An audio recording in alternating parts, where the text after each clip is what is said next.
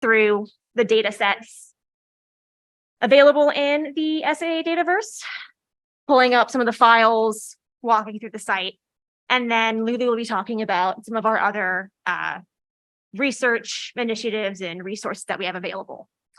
And we'll be doing some interactive portions. So if you have that poll everywhere link pulled up on your phone or tablet or laptop, it should advance as we go through the slides, so just keep that tab open. But we'll start off with another question. So if you're on poll everywhere, you can type in your response. If you're in the room, you can just feel free to shout out, or if you're on Zoom, you can go ahead and just type in chat, whatever you're comfortable with. But our first question, just to get things started off, is how do you feel about research and assessment related to archives? And you can also up and down vote people's responses. Yeah. Important. Okay. That's a good one. You can also send in emojis, which I think is very fun if you're on your phone. Okay. So this is just to get a gauge on how people are feeling. Okay, excellent. These are good. I would put a sad face. Yeah. Yeah. I would put, neutral, want to learn more. There we go. Excellent. All right. Oh, yes. Mind blowing. Let's go. Still not digital. Yeah. Excellent. Okay. We'll give people another minute or so. It's not long. I don't know enough either. Yeah. Oh, hi, Anne. She's from Tulane as well. Love to learn from a theoretical standpoint. More likely than not, will be practically applicable for me. Understandable. Let's go through. All right. Cool. Okay. So people are kind of feeling neutral, confused, want more, all very understandable. So we're going to go on to our next question. Let's see. Ooh. There we go. So what kinds of research and assessment have you conducted, and what kinds of data have you collected? And this can be anything from collection statistics, processing metrics, how many reference questions you've answered in a month. Can be really anything. Or if you've done some more scholarship related research data like survey questions or things like that. This will be an open response. So we'll have our answers pop up on the screen. Wikipedia impact, that one's interesting. All right. Archive stats, yeah.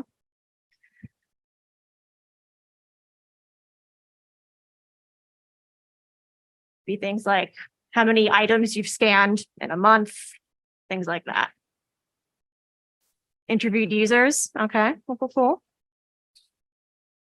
Metrics, yeah, it's a very popular one. Accuracy of ProQuest metadata, all right. Oh. And again, if you're on Zoom, you can feel free to just type in chat, or if you're in the room, you can shout out too. Anything is fine. Very little time constraints. Yes, that's also true. We often don't have enough time to do the things that we are, hired to do. So this extra research can sometimes be a bit too much. Email response rates, assessment. Yeah. Okay. Give people another couple seconds. Tours. Okay, cool. So it's clear that the archives community has been engaged in data-driven research and work for a long time, whether we're all sort of consciously aware of that or not. So we collect things like user interviews, collection statistics, processing metrics, and we've been able to we've been doing this for decades. We've been collecting, creating, and utilizing this data, but there hasn't been a dedicated repository to house, disseminate, and preserve these outputs. And that absence was one of the driving forces behind Corda, or the Committee on Research, Data, and Assessment. Corda was established by the Society of American Archivists in 2019, and it was Corda works to provide access to significant and useful data and research about SAA, American Archives, and their users. Corda does this by engaging in a few different areas of activity. So Corda provides SAA members with standardized tools for gathering and analyzing data, providing a repository or portal for data and other research outputs, and providing training on gathering, analyzing, interpreting, and using data, as well as providing up-to-date and reliable basic facts and figures about archives and archivists. And the second area of activity will be the main focus of the next two portions of this panel. So one of the main charges Corda was assigned with was providing a repository for data and other research outputs. This was part of SAA's strategic plan to foster and disseminate research in and about the field. To carry out this charge, Corda conducted an environmental scan of social science and education data repositories, and after which an open source repository software called Dataverse was selected as the platform for the upcoming data repository. So an MOU was signed between SAA and the Odom Institute for Research and Social Science at the University of North Carolina at Chapel Hill. And it was signed in early 2021. And later that year, during the 2021 SAA annual meeting, the SAA Dataverse was officially launched. So what exactly is the SAA Dataverse? Very broadly speaking, it's an open source repository focused on sharing and preserving data related to the archives and archival profession. Anyone can use the SAA Dataverse and contribute. So membership to the Society of American Archivists is not required to download and explore data sets, and nor is it required to submit data to the repository. Our statement of purpose can give us a bit more insight on what the repository is meant to function as and what it aims to achieve. It's a little long, so I'm going to go sentence by sentence here. But the SAA Dataverse is an SAA data service that was established to support the needs and interests of SAA members and the broader archives community. SAA Dataverse supports the reuse of data sets for purposes of fostering knowledge, insights, and a deeper understanding of archival organizations, the status of archivists, and the impact of archives and archival work on the broader society. Deposited data sets should be actionable and that they should support direct analysis and interpretation. And the SAA Dataverse welcomes deposits of collections of quantitative or qualitative data and associated documentation. So what sort of data can you find within the repository? So it seeks data that has value to archives and records professions of North America, the Society of American Archivists, archival repositories, as well as individual archivists and archival scholars. It also welcomes data from a few different communities. So SAA-sponsored groups like committees, task force, sections, archival repositories that gather data of interest and usefulness beyond the originating organization, individual professional archivists and archival scholars who gather data of broad interest and value, and authors publishing research in the American Archivist, which is a peer-reviewed journal published by SAA. And then we have a few more foundational things to get through, but we also follow some guiding principles. So the SAA Dataverse supports active data reuse and reevaluation on behalf of the archives community. It also aligns with standards for trustworthy digital repositories, providing long-term data archiving, bit-level preservation, and data sharing that fosters analysis, reuse, and new interpretations. And it also adheres to fair guiding principles for scientific data management and stewardship. So now that you've heard all of that basic foundational info about it, you might be thinking of submitting some of your own research, which is great. So I can talk a bit now about some of the major requirements and important considerations to keep in mind before you start this process. So all depositors will need to provide information on the origins of the data set, any methodologies used for gathering, preparing, and interpreting the data, as well as any reports derived from that data and those can be published or unpublished reports. The final step is to remove all personally identifiable, include all associated documentation that's needed to contextualize, understand, and use the data. And this associated documentation can be things like README files, code books, image files, or spreadsheets. And another major requirement would be to remove all personally identifiable information. And you'll need to have ensured that your data can be shared and reused. This last step is extremely important because all data sets deposited will have a Creative Commons license, with the default one being a CC0 or public domain dedication. Deaccessioning of data sets can also only occur for legal or other valid reasons. So it's again important to ensure that the data deposited is able to be shared and reused widely. And this last point is more for clarification, but submissions to the SAA Dataverse are not assessed or judged on the methodology used or anything similar. Submissions ingested are based on their alignment to the repository's guiding principles and collection scope. And then we have one more slide about this, and then we'll hop into actually seeing the SAA Dataverse and seeing some of the data sets. So we have some policies and procedures on our end that you'll need to read and review before submitting. There are 7 documents in total, but they're all found under the SAA Dataverse policies and procedures dataset on the SAA Dataverse. And we also have submission tutorial videos available on YouTube that will walk you through the whole submission process. And now that you've heard all of this admin info, we're now going to open up the SAA Dataverse and show you guys what's in it. So I'm going to hand this off to Emily.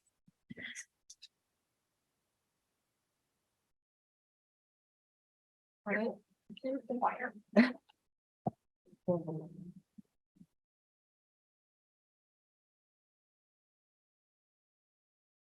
Hi, everybody. I'm Emily Lapworth. I work at the University of Nevada, Las Vegas, and I'm also a member of Corda.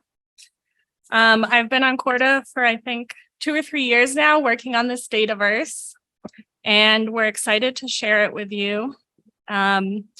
So I'm going to go over some of the Dataverse data sets that we actually have in the Dataverse right now. You can download them to use them for your own research or just look at the data. And if you are interested in submitting your own data to the SAA Dataverse, looking at these existing data sets can give you a good idea of how to prepare your data set.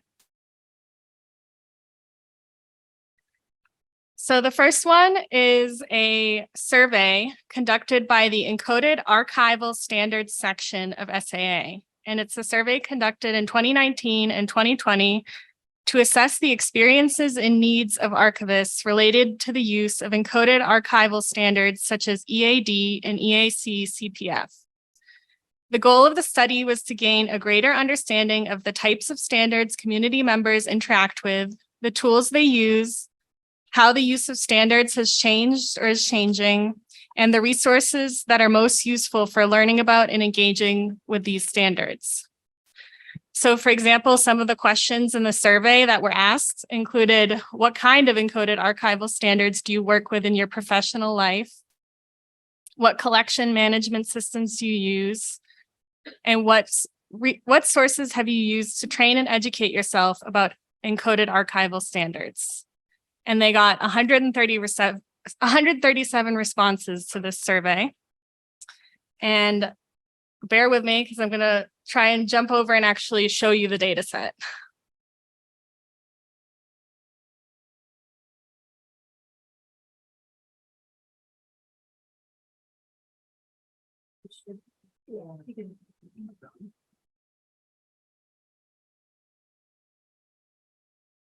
If you go on the slide, this one.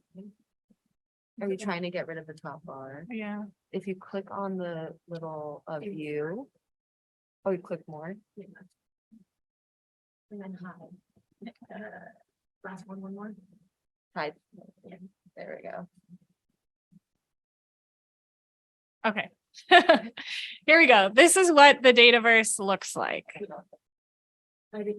So this is the policies and procedures data set that Jane mentioned. And this is just going to have some instructions about how to prepare your own data set if you would like to deposit it, a form you fill out, some of our terms of use, and the collection development policy.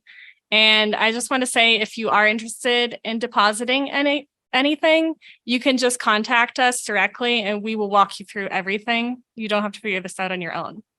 But now I will go back to the homepage of the SAA Dataverse.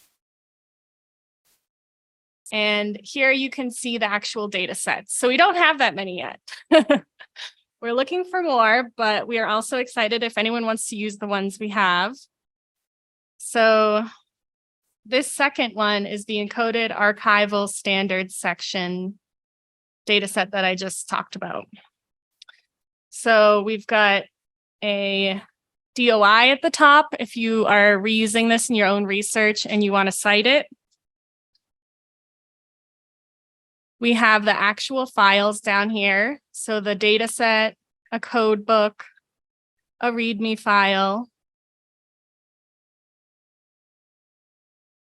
And we have some metadata about the data set.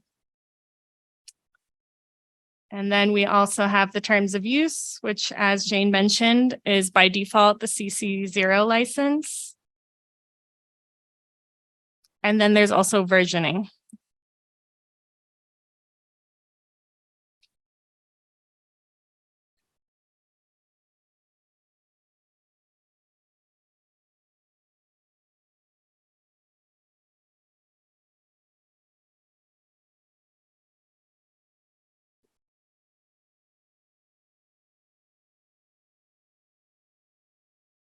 Okay, so another data set that we have comes from the collection management tools section of SAA.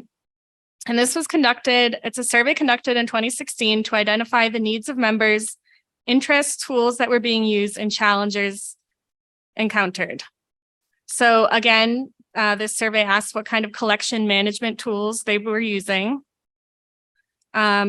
Describing any issues that you or your institution were facing regarding the implementation or use of collection management tools. And if you were planning to migrate, what tool were you planning to adopt? So potentially, if you were looking at adopting a collection management tool, you could go to this data set and see what tools other people were using and what issues they might be having. So again, I will go over to the Dataverse and show you this data set.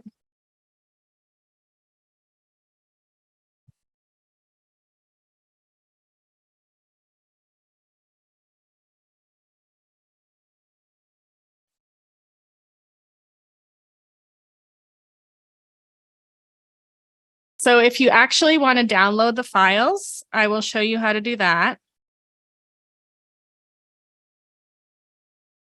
You can download it right here, or you could just read it in the browser. It's a better view if you download it. But this is what a README file looks like. So we have some instructions on how to create these, but basically it's just describing the survey, when the data was collected, how it was collected, how the data was used, and if there are any existing research products from this.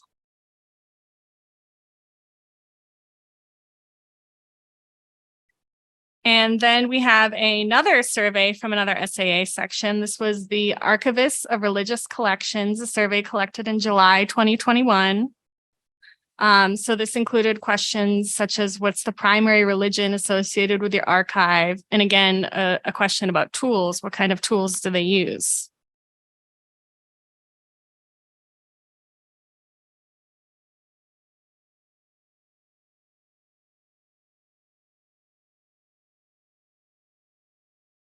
So this is the data set in the Dataverse. And I'll show you what their data dictionary file looks like.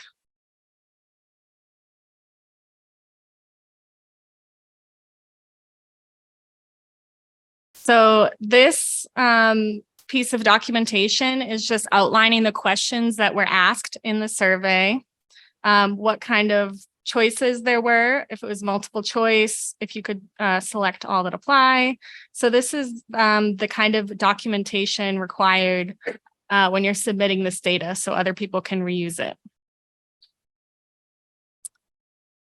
So that brings us to sort of the centerpiece data sets of the SAA Dataverse. A Census, conducted in 2004, was the first truly comprehensive nationwide survey of the archives profession.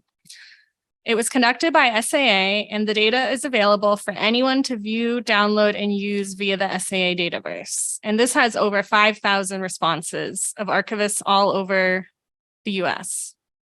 And it has data such as annual salary, age, gender, race or ethnicity, annual budgets, all sorts of questions that give you an idea of what it was like to be an archivist or what archival work was like in 2004. And I'll show you this data set.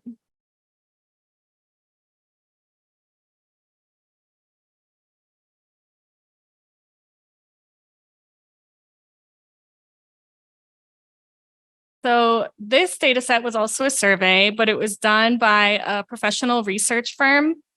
So it's got the data in different formats. It has it in text format. Also, you have data that you can use with SAS, SPSS, or STATA. So data analysis programs. But you could also just download the tabular data in Excel and open it like that. And in this particular data set, the codebook is really important because when you open these spreadsheets, everything's going to be numbers. So you have to look back at the codebook to see what the numbers mean, what answers they correspond to. And this year, we're really happy because pretty soon we're going to have a Census 2 available in the SAA Dataverse, hopefully in the next month or so. So this survey was conducted in 2021 and 2022, and it's a follow-up to the first A Census survey. It includes 2 different surveys this time. So one in which all archivists were surveyed and one in which archives administrators were targeted. And maybe you even took this survey. The reports are already available and they're at the links on the slide.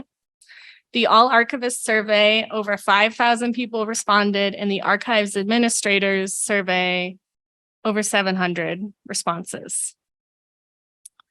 So the All Archivists survey is for every archivist, memory worker, and person in the US who works with archival materials in any capacity, regardless of their employment status or title. And the purpose of that survey was to gather information on demographics, educational backgrounds, job placements, salaries, and perspectives on key issues in the field. So this is a really comprehensive data set if you're interested on what other people are making or what they think about the archives field. And some examples of questions include, to what extent do you agree that diversity is valued in the archives profession? Or to what extent are you satisfied with job availability?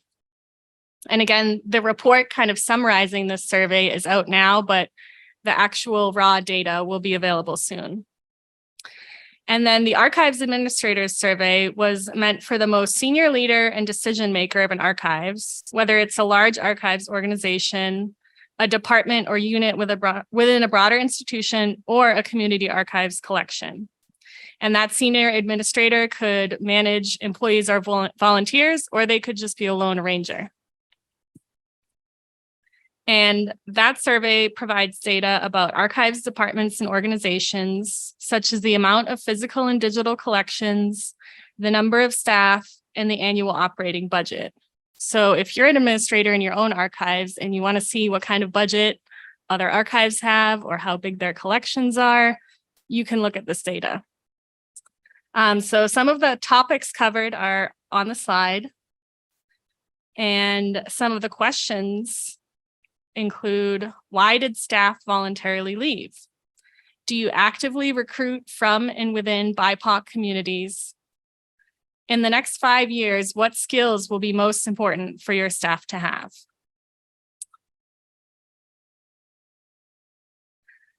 So so far you can see that the SAA Dataverse only contains datasets created by SAA and SAA sections. But like we said, we welcome data from any data that's related to the archives profession in North America. So now that you know a little bit more about the Dataverse, we have another poll. And our question is, do you have any new ideas about research and assessment that you want to conduct using this data? Do you have any data that you want to use or contribute? What kind of data would you like to see in the SAA Dataverse that would be helpful to you? So we will stop for a minute and let you answer this.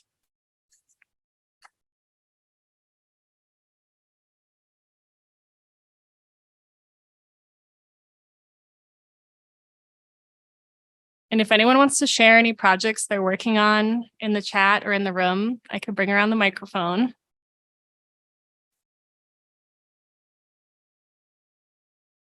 Okay, so we're getting some answers. Collection management systems, data on salaries. I think that's probably relevant to a lot of people. Oh, that's a good one. Number of library IT staff.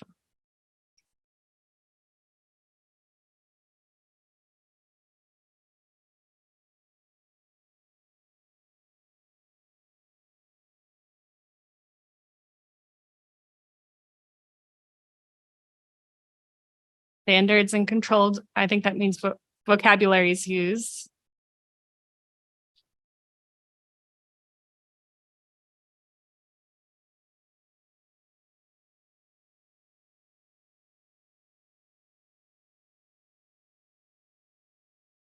Collection use across archives, okay.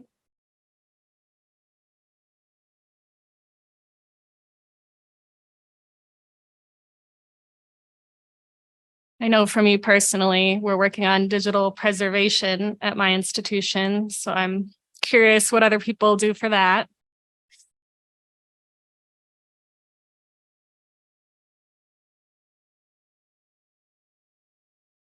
Okay, you can keep answering, but we're going to switch places so Lulu can talk about more Corda resources next.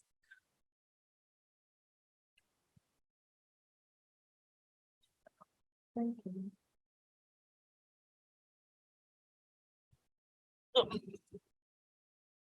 Hi, everybody. I'm Lulu Zelinskas from the National Cowboy and Western Heritage Museum. And like Emily said, I'm going to take you through some more of our Corda educational resources. And thank you for your answers on these poll everywheres. It's so interesting to see what people are thinking about when they think about data. So we're also thinking about what research is useful. And if you're still unsure of what data would be valuable to add to the Dataverse, you could refer to the SAA Research and Innovation Roadmap, which is a living document developed by Corda. And if you want to view the roadmap, you can just type in that bit.ly link right at the top there. One of Corda's charges is to establish a research agenda for the archival profession, and the roadmap attempts to articulate a reflection of the research needs and gaps identified by archivists and members of the profession. Overall, it provides an analysis of current and emerging research, assessment, and data needs to inform the future of the profession. The 7 themes described in the roadmap are demographics, metrics and institutions, diversity and inclusion, ethical stewardship, maintenance and sustainability, inclusive collaboration and convergence, audience building, and user-centered design and discovery. And we're just going to skip right past this poll everywhere. Sorry if you were so excited to take another poll. So I'm going to skip over to additional resource that we have. So not only do we maintain the Dataverse and the SAA Research and Innovation Roadmap, but we are also committed to providing archivists with educational resources related to our mission.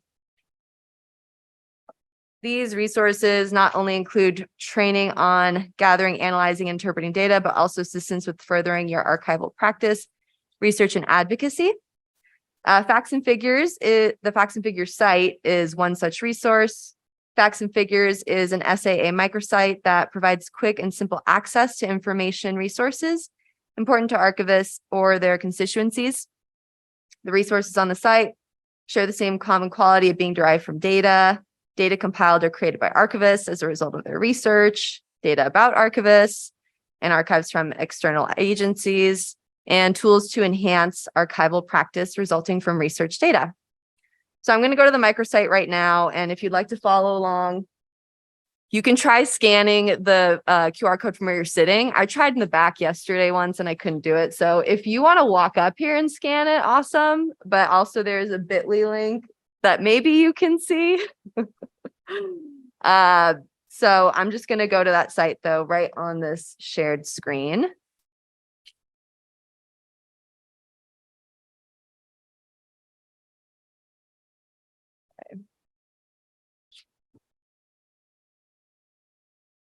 All right, so this is the Facts and Figures microsite. It's divided into 3 content channels: the SAA Dataverse, evaluation and assessment, and tools and resources.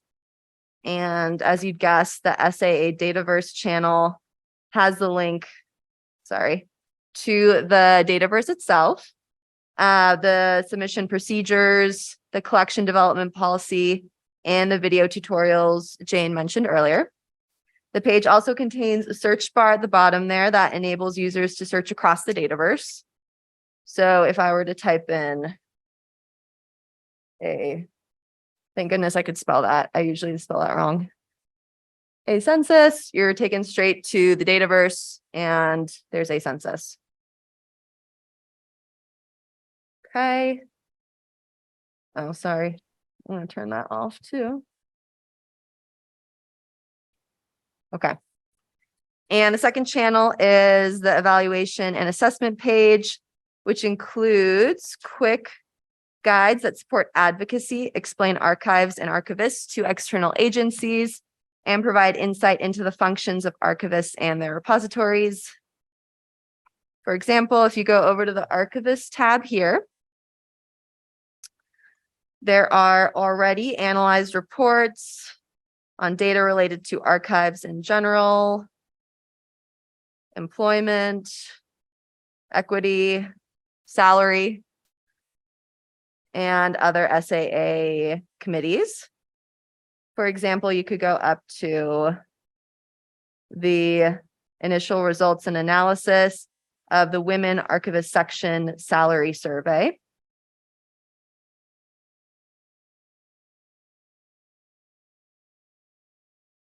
Okay, and the last channel is going to be tools and resources. So tools and resources page includes software recommendations to perform tasks, how-to instructions and guidelines, checklists, best practice guides, and self-assessment tools to employ data in support of advocacy efforts and in assessing archival impact. An example of a tool, which I think is pretty cool, is one that NC State put out.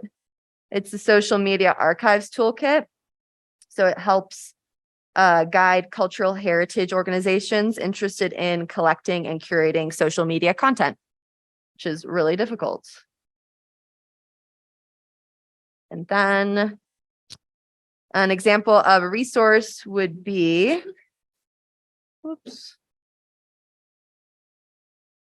the 2013 Importance of State Archives, as put together by the Council of State Archives. Okay. So our site is actively growing, and we'd like suggestions on what to add within these channels and overall feedback on the site's effectiveness. You can feel free to reach out to us using the Suggest New Content button right over here. But also, while you're here, I'm going to go back to the slide. And I'm going to ask y'all to take maybe a few minutes to look through the Facts and Figures site and either discuss individually, or you can talk with your neighbors about suggestions for content and or feedback for the Facts and Figures site And there's a few prompts here to get you started. Were there any recent reports or surveys conducted by your institution that might fit within the tools and resources channels? Any tools or workbooks that you are regularly in your role or that you use regularly in your role that aren't represented on the tools and resources channels? And any area of the site you would like to see added to more than others. And if you feel so inclined, you can go back to that button and suggest new content there, but you have to have the link readily available. So, think about it for a second. Maybe there's something that you know of that's useful. And I'm just going to head on over to the poll everywhere. So if you'd like to share out about what you have in mind, please do. I know that for me, like seeing that NC State social media toolkit was something that was really useful for us at the Western Heritage Museum. That's social media archiving is like its own beast. So anything that can help is useful.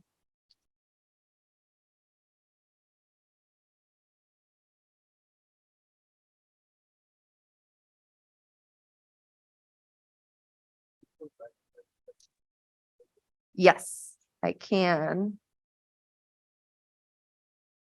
Can you see it from there? Oh, awesome.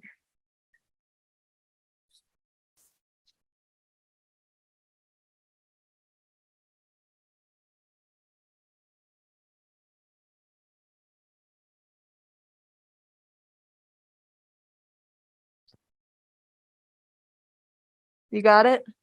Awesome. Yeah, project management tools.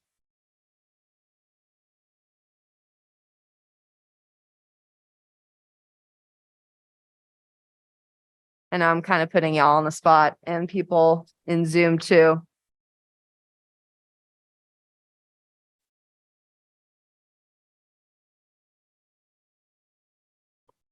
Okay.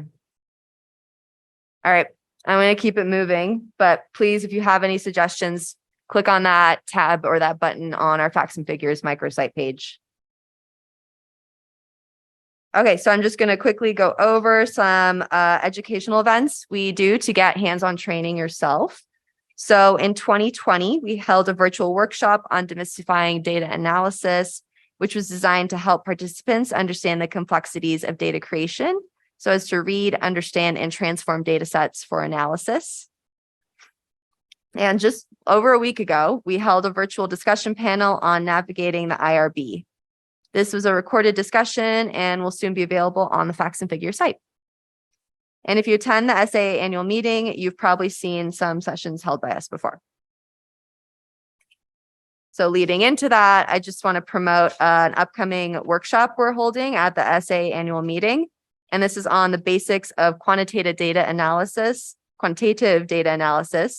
using the data from a Census 2. There will be two parts to this workshop. And the first is going to involve an asynchronous virtual lecture with associated homework. And the second is going to be a hybrid session at the SAA meeting to allow participants to discuss the lecture and the homework together. There will be a $10 fee to sign up, but part one will be available on the SAA or will become available to SAA members in the fall. And that will hopefully be hosted on our Facts and Figures site. And eventually, we hope to create a suite of self-paced online courses available through the SAA education portal. And this is going to take time to realize, so please stay tuned. And lastly, I wanted to give a shout out to a new Corda initiative, which is the Research Forum. This is the Research Forum's 17th year as a part of SAA annual meetings, but the first time Corda will be hosting the event. The event takes place a few weeks before the annual meeting and will be entirely virtual. If you haven't heard of the Research Forum, it's a space to discuss, debate, plan, organize, evaluate, and motivate research projects and initiatives in the archives and records management fields. SAA invites 10-minute platform presentations and 2-minute poster presentations that might address a range of topics. And basically, those topics are not limited to, but include global challenges, equity, diversity, inclusion, collaborating across domains such as archives, libraries, galleries, and museums, repository level data, centering users, and building audiences. The research forum is going to take place over 2 days, each 3.5-hour long sessions. If you're planning to submit a presentation, please note that the deadline is May 1st, which is like in 3 or 2 days. So if you really wanted to do it, please do it as soon as possible.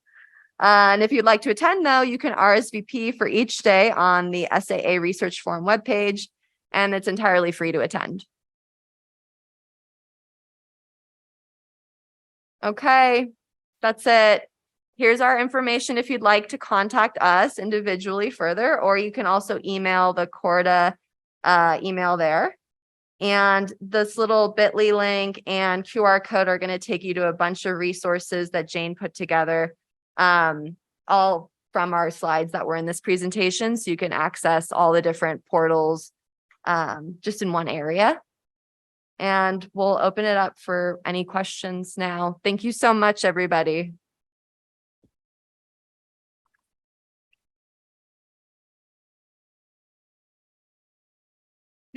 It's okay. I can feel the applause. Oh, thank you. Thank you.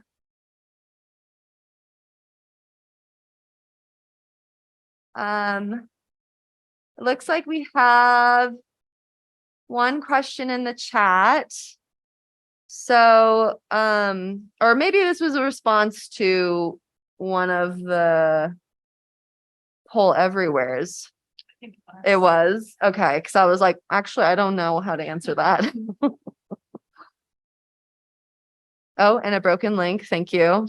That is, that's something to look up. Any questions in the room? No. I would like to say thank you. Oh, On the ground, setting a foundation for it. I see a lot of uses just right now. Like, Yeah. Really grasp it. yeah. So, Okay, yes, someone in the room just said thank you. Right now, right now it's a little bit tough. I know people, I'll just add, I think, yeah, everybody is busy with their jobs, but our purpose, I think, in being on this committee is to make it easier.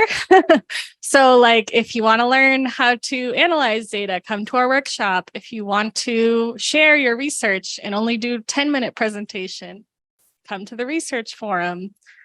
If you just want to see data, use the Dataverse. So hopefully, if you want to know more, you just reach out to us. And we're working on outreach to try and get more data sets into the repository. That's an active, ongoing project that we're working on. And we're also trying to get the word out about the Dataverse, just so for future projects people have, that'll be kept in mind, that eventually you might want to deposit your data into the SAA Dataverse. It can work into informed consents for surveys. And I know a lot of grants really want you to have like a data management plan in mind, and including a deposit in the SAA Dataverse would be a good way of showing that you're thinking of long-term preservation of your research data. So, thanks. And just an on-the-spot poll, can you raise your hand if you knew about the Dataverse before you knew about this session? Oh, cool. Okay. How did you hear about it?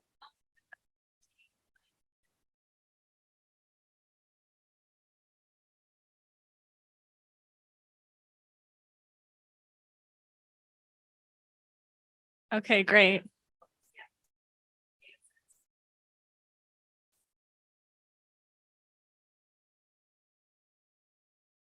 That's awesome. Yeah, so someone in the room actually knew about the Dataverse from their research on demographics and employment. But thanks, we're happy to share it all.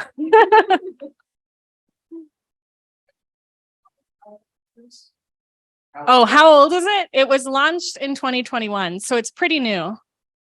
Yeah. So it's a work in progress. Yes.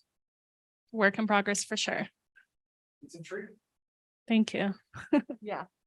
Yeah, we're just happy to get the word out about it. And like you said, it's like hard to ideate right now, like in the room, what you're going to use or what you would like in there. But, you know, if you have people in your departments, back at your institutions who may be interested in this, let them know. And like we said, please contact us at any time. And we're happy to help and put out more events to make this, you know, easier for everybody. It's usually not a part of our jobs to collect data.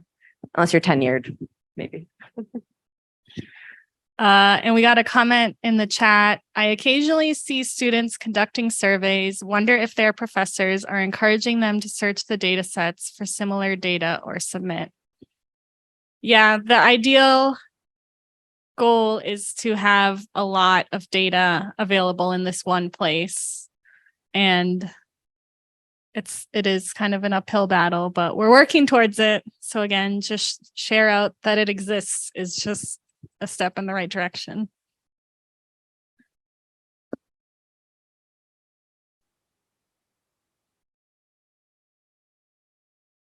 Yeah.